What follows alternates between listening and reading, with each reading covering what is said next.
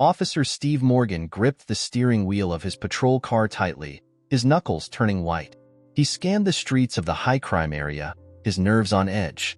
The neighborhood's reputation for drug deals and violent crimes kept him constantly alert. As a car with tinted windows rolled through a stop sign, Steve's training kicked in. He flipped on his lights and sirens, signaling the driver to pull over. The vehicle complied, easing to the curb. Steve took a deep breath, readying himself for a potential confrontation. He'd dealt with uncooperative individuals before, and in this part of town, he always expected the worst. Stepping out of his patrol car, he approached the stopped vehicle cautiously, one hand hovering near his holster. As he neared the driver's side window, Steve's eyes widened in recognition. The woman behind the wheel was none other than Dr. Ava Johnson, a prominent judge known for her stance against discrimination. Steve's heart rate spiked. This wasn't some random traffic stop anymore. This was a high-profile encounter that could easily spiral out of control. Dr. Johnson rolled down her window, her expression a mix of surprise and wariness. Steve cleared his throat, suddenly aware of the sweat beading on his forehead. "License and registration, please," he managed to say, his voice sounding strained even to his own ears. Dr. Johnson's eyes narrowed as she handed over her documents. "Officer," she began, her tone firm and measured, "I believe we need to discuss something more important than a minor traffic violation." Steve felt his stomach drop. He knew where this was heading, and he wasn't prepared for it. Dr. Johnson continued, "Instead of issuing a ticket, perhaps we should address the underlying issues that brought us to this moment." Steve shifted uncomfortably, torn between following procedure and acknowledging the judge's status. The tension in the air was palpable, charged with unspoken accusations and long-standing societal issues. As traffic flowed around them, Steve realized this routine stop had just become a pivotal moment in his career, and possibly in the larger fight for equality and justice. The police station buzzed with activity as news of Steve's encounter with Dr. Johnson spread like wildfire. Officers huddled in small groups, their voices low but urgent. Steve felt their eyes on him as he made his way to his desk, the weight of their expectations heavy on his shoulders. "Morgan," a gruff voice called out. It was Sergeant Roberts, his face set in a grim expression. "My office now." Steve followed, his stomach churning. Inside, Roberts didn't mince words. "You know who she is. Don't let her manipulate you. Stick to your guns, understand?" Steve nodded, but doubt gnawed at him. Meanwhile, across town, Dr. Ava Johnson sat at her computer, her fingers flying over the keyboard. She crafted a social media post detailing the traffic stop, careful to balance facts with her perspective on systemic issues. As she hit post, her phone began to buzz incessantly. Activists, journalists, and supporters flooded her inbox with messages of solidarity. The post gained traction rapidly, shared and commented on by thousands. #JusticeWithAva started trending, bringing national attention to the incident. Ava watched the numbers climb, a mix of determination and concern on her face. This was bigger than one traffic stop now. It was becoming a rallying cry for change. Back at the station, Steve's phone vibrated. Messages from friends and family poured in, many expressing support for Dr. Johnson's cause. Steve's chest tightened as he read through them. People he respected, people he cared about, were all backing the judge. He felt increasingly isolated, caught between his professional world and his personal connections. As the day wore on, the pressure mounted. Steve found himself constantly checking social media, watching as the story spun further out of his control. Comments ranged from calls for his badge to demands for sweeping police reform. He felt trapped, unsure of how to navigate this sudden spotlight. By the end of his shift, Steve was emotionally drained. As he left the station, a group of protesters had already gathered outside, their chants echoing in the evening air. He slipped out a side entrance, avoiding their gaze, feeling more alone than ever. The simple traffic stop had morphed into a catalyst for a much larger conversation, and Steve was right at the center of it all. Steve sat at his family's dinner table, pushing food around his plate. The tension was palpable. His brother, Mike, cleared his throat. "Steve, we need to talk about what happened." Steve looked up, bracing himself. Mike continued, Your attitude towards black people, it's not right. Remember Marcus? The name hit Steve like a punch to the gut. Memories flooded back, vivid and painful. Marcus, his childhood best friend, dark-skinned, always laughing, with a talent for making even the dullest days exciting. They were inseparable once. Steve's mind drifted to a sun-drenched afternoon, him and Marcus riding bikes, planning their futures. Marcus wanted to be a doctor, Steve a cop. They promised to change the world together. The memory shifted, darkened. Flashing lights, shouting, Marcus pinned to the ground by officers. Steve, frozen, watching helplessly as his friend was roughly arrested for a crime he didn't commit. What happened to him, Steve? Mike's voice cut through the flashback. Steve shook his head, realizing he'd never really known. After that day, Marcus's family moved away. Their friendship, once unbreakable, had shattered in an instant. The weight of years of unexamined beliefs and ignored injustices pressed down on Steve. He stood abruptly, chair scraping against the floor. "I need to find him," he said, voice hoarse with emotion. His family watched, surprised, as he grabbed his keys and headed for the door. In his car, Steve's hands shook as he gripped the steering wheel. Where to start? He pulled out his phone, hesitating before typing Marcus's name into a search engine. Hits popped up, social media profiles, news articles. One caught his eye: local doctor leads community health initiative. The photo showed an older version of his childhood friend, smiling, successful. Steve's chest tightened. Marcus had achieved his dream, despite the obstacles. Despite what happened. He saved the contact information, determined to reach out. As he drove home, Steve's mind raced. How had he let his perceptions become so warped? How had he forgotten the injustice his own friend faced? The confrontation with Dr. Johnson, his brother's words, the resurfaced memories of Marcus. It all swirled together, forcing Steve to confront uncomfortable truths about himself and the system he was part of. He realized this wasn't just about one traffic stop or one childhood friendship. It was about a lifetime of choices and the chance to finally make things right. Camera flashes illuminated Dr. Ava Johnson as she approached the podium. The press conference room was packed, journalists jostling for position.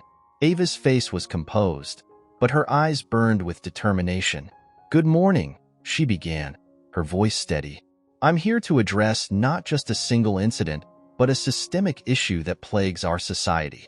She detailed her encounter with Officer Morgan, using it as a springboard to discuss broader issues of racial profiling and police bias. As Ava spoke, statistics and personal anecdotes wove together, painting a stark picture of inequality. "This isn't about one officer or one traffic stop," she emphasized. "It's about a system that perpetuates discrimination and fear." Across town, Steve sat in a cramped office, facing his superiors. Chief Williams leaned forward, his expression grave. "Morgan, this situation is getting out of hand. We advise you to distance yourself from it. No comments to the press, understood?" Steve nodded, but inside, doubt gnawed at him. He thought of Marcus, of Dr. Johnson, of the protesters outside the station. Staying silent felt increasingly wrong. Back at the press conference, Ava's voice cracked slightly as she shared a personal story. "When I was 10, my father was wrongfully arrested in front of me. That day shaped my entire career." The room fell silent, captivated. "I fought to become a judge not just for myself, but for every child who's seen injustice and felt powerless." Reporters' hands shot up, questions flying. Ava handled each with poise, her responses thoughtful and challenging. As the conference concluded, it was clear her words had struck a chord. Social media exploded with clips from her speech, #AvaForJustice trending nationwide. Steve watched the conference on his phone, hidden in a bathroom stall at the station. Each word from Dr. Johnson resonated, forcing him to confront uncomfortable truths. He thought about his own childhood, his friendship with Marcus, the path that led him to become an officer. As Ava's final words echoed, change starts with acknowledgement, with honest conversations, with a willingness to grow. Steve felt something shift inside him. The easy path of silence and distance his superiors suggested no longer felt right. He emerged from the stall, decision made. It was time to face the music, to engage with the difficult conversations he'd been avoiding. As he walked through the station, Steve knew his next actions could cost him his job, but staying silent would cost him something far more valuable: his integrity. The city park teemed with people, a sea of signs and banners waving in the afternoon sun. The activist group had organized quickly, drawing thousands to their cause. At the center of it all stood a makeshift stage, where Dr. Ava Johnson prepared to address the crowd. Steve Morgan stood at the edge of the gathering, his police uniform making him stick out like a sore thumb. His superior's words echoed in his mind: "Attend if you must, but keep a low profile." Yet as he watched the growing crowd, Steve knew staying silent wasn't an option anymore. Ava took the stage, her presence commanding immediate attention. "We are here today not to point fingers," she began, her voice carrying across the park, "but to build bridges." She spoke of systemic issues, of the need for accountability, and of hope for real change. As Ava's speech continued, a commotion near Steve caught his attention. A group of protesters had recognized him, their faces contorting with anger. "That's him. That's the racist cop," one shouted. Others joined in, the hostility palpable. Steve's heart raced as the crowd around him grew more agitated. He considered retreating but stood his ground. Suddenly, Ava's voice cut through the chaos. "Let him speak," she called out, surprising everyone.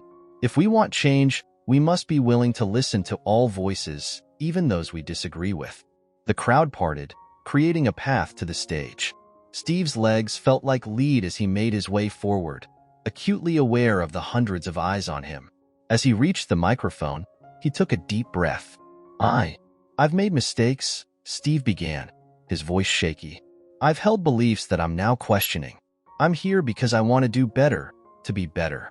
The crowd listened in stunned silence as Steve continued, admitting to his biases and expressing a genuine desire for change. As he spoke, Steve felt a weight lifting. He talked about Marcus, about his fears, about the system he was part of and its flaws. When he finished, the silence was deafening. Then, from somewhere in the crowd, a single clap started. Others joined in, the applause growing. Ava stepped forward, placing a hand on Steve's shoulder. "This," she addressed the crowd, "is how change begins. With honesty, with vulnerability, with the courage to admit when we're wrong and the willingness to do better." As Steve stepped down from the stage, he was met not with hostility, but with cautious respect. People approached him, some to share their stories, others to express appreciation for his honesty. For the first time in days, Steve felt a glimmer of hope. The path ahead would be difficult, but he was finally ready to walk it. The small cafe buzzed with quiet conversation, but in a corner booth, Ava and Steve sat in intense discussion. This was their third private meeting, a series of conversations that had begun tentatively but were growing increasingly open and honest. "Tell me about your first day on the force," Ava prompted, stirring her coffee. Steve leaned back, his brow furrowed in thought. He spoke of his idealism, his desire to protect and serve. But as he continued, he found himself admitting to the slow erosion of those ideals, the subtle ways the job had changed him. Ava listened intently, occasionally asking probing questions that made Steve dig deeper into his experiences and motivations. As he finished, she nodded thoughtfully. "Now," she said, her voice softer than usual, "let me tell you about the day I decided to become a judge." She hesitated, then began to speak of a childhood incident she'd never shared publicly. Her father, wrongfully arrested when she was young, and the helplessness she felt watching it happen. "I saw the system fail my family," she said, her eyes glistening. "I promised myself I'd change it from the inside." Steve found himself leaning forward, captivated by Ava's vulnerability. He saw not the stern judge or the powerful activist, but a person shaped by pain and driven by a deep sense of justice. For the first time, he truly understood the passion behind her actions. As Ava finished her story, a silence fell between them. Steve broke it, surprising himself with his honesty. "I'm scared," he admitted. "Scared of losing my job, my identity. But I'm more scared of staying the same." He spoke of his own insecurities, the pressure to fit in with his fellow officers, the fear of being seen as weak. Ava reached across the table, briefly touching Steve's hand. "Change is always scary," she said, "but it's also necessary. We can't grow without discomfort." Their conversation continued, diving into their backgrounds, their fears, their hopes for the future. As the hours passed, they found common ground in unexpected places, shared experiences of loss, the weight of responsibility, the desire to make a real difference. As they prepared to leave, both felt a shift in their relationship. They weren't just opposing figures in a public drama anymore. They were two people trying to navigate a complex world, each with their own struggles and strengths. "Same time next week?" Ava asked as they stood. Steve nodded, a small smile on his face. As they parted ways, both knew that these conversations were more than just talk. They were the foundation of something that could lead to real, lasting change, in themselves and in their community. The community center auditorium buzzed with anticipation. Ava stood at the podium, surveying the diverse crowd. "Tonight," she began, "we have a unique opportunity for open dialogue." She gestured to Steve, who sat nervously on stage. "Officer Morgan has agreed to answer your questions directly." Steve approached the microphone, his palms sweating. The first question came quickly: "How can we trust the police after years of systemic racism?" Steve took a deep breath, remembering his conversations with Ava. "Trust has to be earned," he replied. "We've made mistakes, and we need to own them. I'm here to listen and learn." As the forum progressed, questions ranged from pointed criticisms to genuine curiosity about police procedures. Steve found himself speaking more freely than he ever had before, admitting to flaws in the system and his own past biases. Ava occasionally interjected, providing legal context or pushing for deeper reflection. Surprisingly, Steve's honesty seemed to resonate with many attendees. One woman stood up, her voice emotional. "I've feared the police my whole life, but hearing you tonight, it gives me hope." Steve felt a lump in his throat, the weight of her words hitting him hard. As the event neared its conclusion, a sense of cautious optimism filled the room. People who had entered with anger were now engaged in thoughtful discussions. Ava beamed at Steve, proud of his growth and the impact they were making together. Suddenly, a commotion erupted at the back of the hall. A group of men burst in, their faces contorted with rage. "Race traitor!" one shouted, pointing at Steve. Another lunged towards Ava, screaming about corrupt judges. Chaos ensued as people scrambled to get away. Steve's police training kicked in. He rushed to Ava's side, shielding her as he tried to assess the threat. The extremists, a mix of white supremacists and anti-government radicals, were armed and clearly intent on violence. "We need to get you out of here," Steve urged Ava, guiding her towards a side exit. But the path was blocked by panicked attendees. They found themselves cornered, the angry mob advancing. Ava stood tall, facing the attackers. "This is exactly why we need these conversations," she said firmly, even as fear flickered in her eyes. Steve positioned himself between Ava and the approaching extremists, his mind racing. He had no weapon, no backup. All he had was his voice and the newfound convictions he discovered through his talks with Ava. As the tension reached a boiling point, Steve realized this moment would define not just the evening, but the entire movement they'd started. The safe house was quiet, a stark contrast to the chaos they'd just escaped. Steve paced the small room, adrenaline still coursing through his veins. Ava sat on a worn couch, her usual composure slightly shaken. "Are you okay?" Steve asked, pausing his pacing. Ava nodded, then let out a mirthless laugh. "I've faced hostility before, but never like this." She looked at Steve, her eyes searching. "How did we get here? How did the simple act of talking become so threatening to some people?" Steve sank into a chair opposite her. "Fear," he said quietly. "Fear of change, fear of losing power." He ran a hand through his hair, thinking of his former beliefs. It's easier to hate than to confront uncomfortable truths. They sat in silence for a moment, processing the night's events. Ava spoke first, her voice thoughtful. "You know, what happened tonight? It only proves how necessary our work is." Steve nodded, but she noticed hesitation in his eyes. "What is it, Steve?" she prodded gently. He met her gaze, vulnerability clear on his face. "I'm scared," he admitted. "Not just of the extremists, but of what all this means for my life, my career." The words tumbled out now. "I believe in what we're doing, but I've been a cop for so long. It's all I know. What if I can't change enough? What if I lose everything?" Ava leaned forward, her expression serious. "Change is never easy, Steve. But think about the impact you're already having. You're showing other officers that it's possible to acknowledge mistakes and grow. That's invaluable." Steve nodded slowly, but doubt still clouded his features. "But at what cost? I'm already getting cold shoulders at the station. Some guys won't even look at me anymore." "Then we need more allies within the force," Ava said, a determined glint in her eye. "You're not alone in wanting change, Steve. There must be others who feel like you do but are afraid to speak up. We need to find them, support them." As they continued talking, strategizing ways to build a coalition within the police force, Steve felt a renewed sense of purpose. The path ahead was uncertain, fraught with challenges, but he was no longer walking it alone. Hours passed as they discussed next steps, potential allies, and ways to address the extremist threat. As dawn broke, both were exhausted but resolute. They had faced violence and fear, but instead of backing down, it had only strengthened their commitment to the cause. "Whatever comes next," Ava said as they prepared to leave their refuge, "we face it together."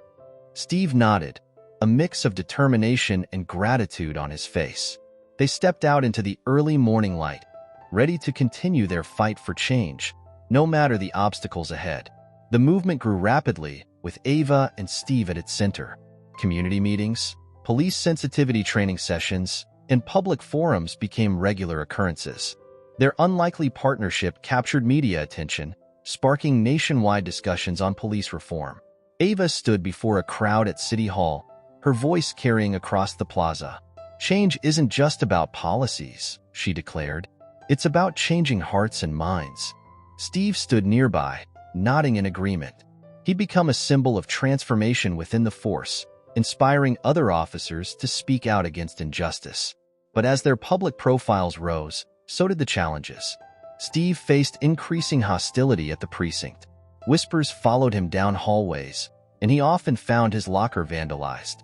One morning, he arrived to find his desk cleared, reassigned to a cramped corner. "They're trying to push you out," Ava said during one of their strategy sessions. Steve nodded grimly. "Some guys see me as a traitor. They think I'm selling out the Brotherhood."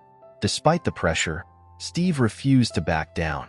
He began organizing informal meetings with younger officers, discussing reform ideas and addressing concerns. Slowly, a small but growing group of allies emerged within the department. As their movement gained traction, Ava and Steve became targets for more than just criticism. Death threats arrived regularly, and both had to increase their security measures. Yet they pressed on, their resolve strengthened by every small victory. Then came the bombshell. A whistleblower approached Steve with evidence of a cover-up involving Officer Thompson, one of Steve's longtime colleagues. The documents revealed Thompson's involvement in a brutal assault on a minority suspect, which had been swept under the rug by department higher-ups. Steve felt the weight of the world on his shoulders. Thompson had been his partner for years, a man he trusted with his life. But the evidence was undeniable. "We have to go public," Ava insisted when Steve showed her the files. "This is exactly the kind of systemic abuse we've been fighting against." Steve knew she was right, but the thought of betraying the thin blue line filled him with dread. He'd be seen as the ultimate traitor, burning bridges that could never be rebuilt. Yet, as he looked at the photos of the battered victim, he knew there was only one right choice. As they prepared to release the information, Steve felt a mix of terror and determination. This would be the point of no return, a decisive moment in their campaign for justice. Whatever came next, he knew their fight was far from over. The real battle was just beginning. The morning air was crisp as crowds gathered in front of the police station. Ava and Steve stood side by side, facing a sea of protesters, supporters, and media. This was the culmination of their efforts, a pivotal moment in their fight for reform. Steve stepped forward, his voice steady despite his racing heart. "Today, we expose a truth that's been hidden for too long," he began. He detailed the incident involving Officer Thompson, presenting the evidence of brutality and the subsequent cover-up. Gasps and murmurs rippled through the crowd. As Steve spoke, he could see his fellow officers watching from the station windows. Some looked angry, others ashamed, and a few, to his surprise, nodded in agreement. He concluded his speech with a call to action. It's time for real change, starting here, starting now. Ava took over, outlining their proposal for a civilian oversight committee and increased transparency in police operations. Her words were met with cheers from the protesters and thoughtful nods from city officials in attendance. The aftermath was immediate and intense. Officer Thompson was suspended pending investigation, and several high-ranking officials were forced to resign. The department was in chaos, but amidst the turmoil, a spark of hope emerged.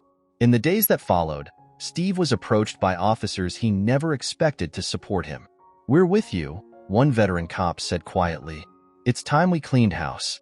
A group of younger officers asked to join Steve's reform meetings, eager to be part of the solution. Ava, meanwhile, found herself in the national spotlight. She was invited to speak before Congress, her passionate advocacy for justice resonating across the country.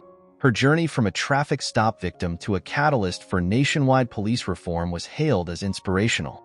As the dust began to settle, Steve received unexpected news. The chief of police, newly appointed in the wake of the scandal, called him into his office. "Morgan," he said, "we need men like you in leadership positions. How would you feel about heading up our new internal affairs division?" Steve was stunned. It was an opportunity to implement real change from within, to ensure that incidents like Thompson's never happened again. He accepted, knowing the road ahead would be challenging but necessary. In a final press conference, Ava and Steve stood together, symbolizing the bridge they'd built between law enforcement and the community. "This is just the beginning," Ava declared. "We've shown that change is possible when we have the courage to confront hard truths and work together." As they looked out at the crowd, a mix of civilians and police officers, all united in their desire for justice, both felt a sense of accomplishment and hope. The journey had been difficult, filled with personal and professional challenges, but they had persevered. Steve turned to Ava, extending his hand. As they shook hands, it was more than a gesture. It was a promise to continue their work, to keep pushing for a fairer, more just system for all. The road ahead was long, but they were ready to walk it, step by step, together.